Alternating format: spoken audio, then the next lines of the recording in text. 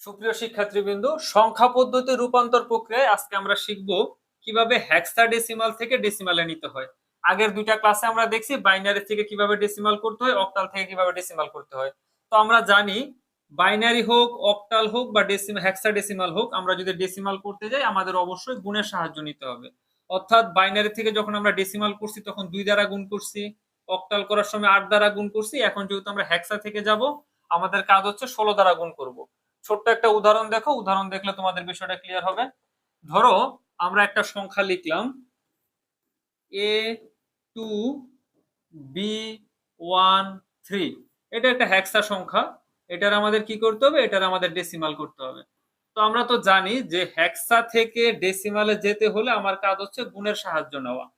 তো দেখো, আমাদের কাজ হচ্ছে প্রত্যেকটা সংখ্যারে 16 দ্বারা গুণ করা। তাহলে আমাদের প্রথম সংখ্যা হচ্ছে এ, আমরা জানি এ মানে হচ্ছে 10। তাহলে আমার কাজ হচ্ছে কি 10 রে 16 দ্বারা গুণ করা। দেখো এর পরের সংখ্যা হচ্ছে আমার 2, আমি আবার কি করব, 2 রে 16 দ্বারা গুণ করব। বি মানে হচ্ছে 11, 11 রে আমরা কি করব, 16 দ্বারা গুণ করব। এরপরে আমার 1, 1 ইন্টু 16 চিহ্ন 16 প্লাস লিখবো, তারপর হচ্ছে আমি কি করব, 3 রে 16 দ্বারা গুণ করব।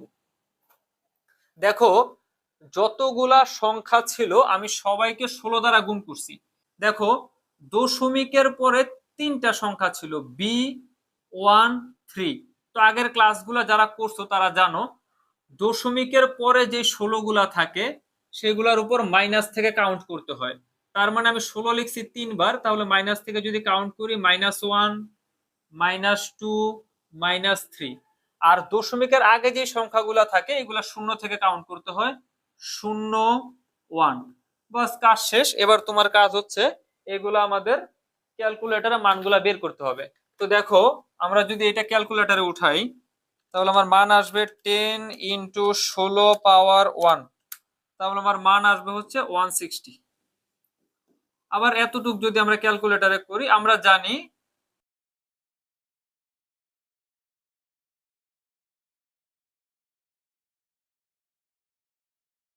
দেখো একটু আগে আমি তোমার দশমিকের পরে 3 ঘর লিখতে বলছি, এখন আবার আমি নিজেই 4 ঘর লিখছি। দেখো এখানে দশমিকের পরে 3 ঘরে 3টা শূন্য আছে, 4 নাম্বার ঘরে হচ্ছে একটা সংখ্যা পাওয়া যায়, এই জন্য আমি এখানে 4 নাম্বার ঘর পর্যন্ত লিখছি। এরপরে তোমার কাজ হচ্ছে কি সবগুলো একসাথে তুমি যোগ করে দিবা।